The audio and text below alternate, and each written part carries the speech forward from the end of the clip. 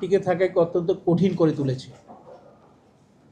বর্তমানে দেশে প্রায় 40টি আধুনিক স্টিল মিল এবং 150টিরও বেশি রিরোলিং মিল কার্যক্রম পরিচালনা করছে।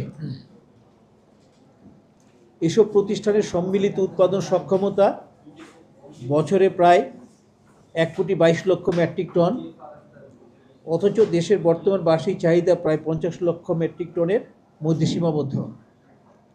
ফলে অধিকাংশ কারখানা বর্তমানে তাদের উৎপাদন সক্ষমতার 50%-এরও কম ব্যবহার করতে বাধ্য হচ্ছে। এই পরিস্থিতিতে বিদ্যুতের নতুন মূল্য বৃদ্ধি শিল্প খাতের উপর আরও একটি বড় আর্থিক চাপ সৃষ্টি করেছে। আমাদের হিসাব অনুযায়ী শুধুমাত্র বিদ্যুতের নতুন ট্যারিফের কারণে প্রতি মেট্রিক টন স্টিল উৎপাদন ব্যয় প্রায় 1,785 থেকে 2,000 টাকা পর্যন্ত বৃদ্ধি পাবে। এর সঙ্গে ভ্যাট, বন্দর চার্জ অর্থাৎ চট্টগ্রাম বন্দরের চার্জ, জ্বালানি ও পরিবহন ব্যয়, ফেরো অ্যালয় এবং অন্যান্য কনজিউমেবল এবং কেমিক্যালসের মূল্য বৃদ্ধির প্রভাব যুক্ত হয়ে অতিরিক্ত ব্যয়ের পরিমাণ প্রতি মেট্রিক টনে 3,500 থেকে প্রায় 5,000 টাকা পর্যন্ত পৌঁছাতে পারে।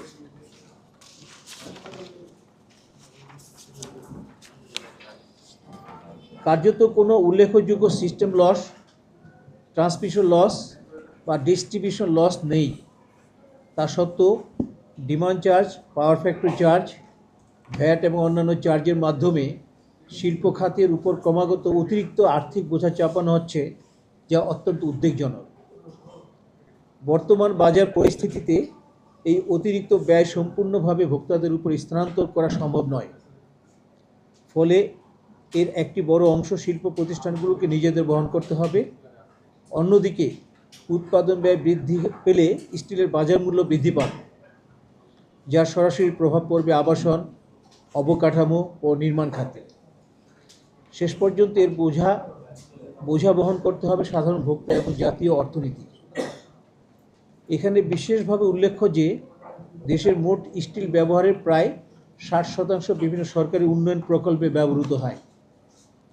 ফলে স্টিলের উৎপাদন ব্যয় বৃদ্ধি মানেই সরকারি প্রকল্প বাস্তবায়ন ব্যয় বৃদ্ধি, অর্থাৎ বিদ্যুতের মূল্য বৃদ্ধির ফলে সরকারকেই উন্নয়ন প্রকল্প বাস্তবায়নে অতিরিক্ত অর্থ ব্যয় করতে হবে, যা সামগ্রিক জাতীয় উন্নয়ন ব্যয়কে আরও বৃদ্ধি করবে।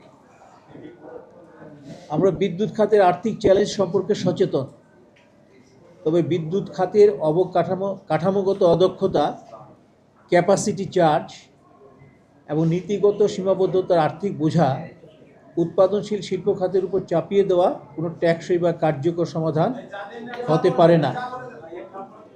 আমি আবারও বলছি, বিদ্যুৎ খাতের কাঠামোগত অদক্ষতা, ক্যাপাসিটি চার্জ এবং নীতিগত সীমাবদ্ধতার আর্থিক বোঝা উৎপাদনশীল শিল্প খাতের উপর চাপিয়ে দেওয়া কোনো টেকসই বা কার্যকর সমাধান হতে পারে না। এতে শিল্প উৎপাদন কমবে, নতুন বিনিয়োগ নিরুৎসাহিত হবে, কর্মসংস্থান ঝুঁকির মুখে পড়বে এবং দেশের শিল্প খাতের প্রতিযোগিতা সক্ষমতা আরও দুর্বল হয়ে পড়বে। বাংলাদেশের